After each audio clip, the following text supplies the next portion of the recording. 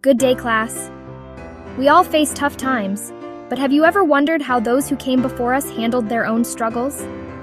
Today we're diving into powerful stories passed down through generations, stories filled with strength, wisdom, and life lessons. These intergenerational stories aren't just tales from the past, they're blueprints for building resilience in the present. Let's explore how these stories can help us adapt, grow, and thrive through life's challenges.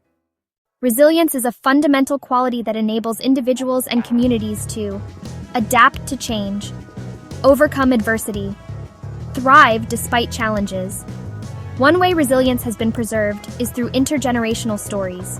Stories passed down from parents, grandparents, and ancestors. These stories contain a treasure trove of wisdom and experiences, connect us to our heritage, show us how people before us triumphed over hardship. By reading and reflecting on these stories, we gain a deeper understanding of our roots, inspiration to persevere, a sense of belonging to something bigger than ourselves.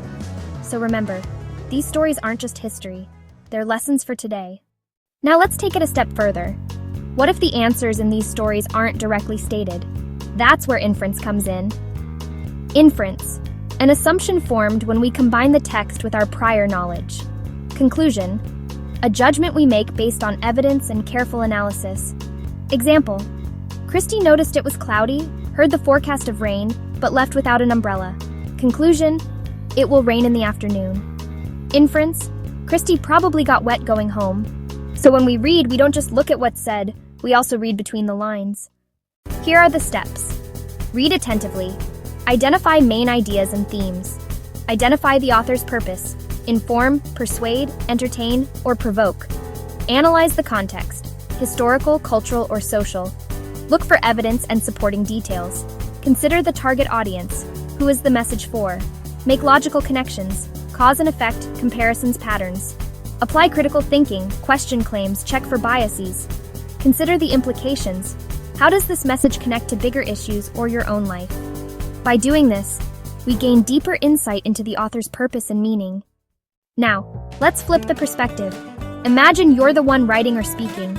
To be effective, you need to know your target audience. Target audience, a specific group a message is intended for. Knowing your audience helps you choose the right tone, examples, and details.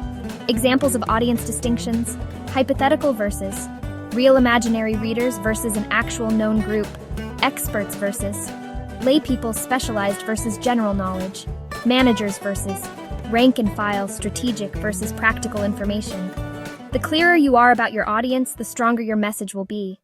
Ever read something and thought, wait, what's the point of all this? That happens when information isn't organized well. Writers use transition devices to connect ideas smoothly. Types of transitions. Addition. Furthermore, moreover, contrast. However, on the other hand, cause and effect, as a result, therefore chronological. First, next, finally, transitions are like road signs. They guide readers so they don't get lost. Finally, let's become truth detectives. When someone makes a claim, how do we know if it's true? We validate by checking the type of evidence. Factual knowledge, verifiable information from reliable sources. Statistical inferences, numbers, patterns, trends, check if they're accurate. Informed opinions, expert views supported by reasoning. Personal testimony, first-hand accounts, insightful but subjective. By evaluating evidence carefully, we can separate strong arguments from weak ones. To wrap up, intergenerational stories teach us resilience. Inferences and conclusions help us read between the lines. Knowing the target audience sharpens our communication. Transition devices make ideas clear and connected. Validating evidence helps us think critically and judge claims fairly. Great work today, everyone!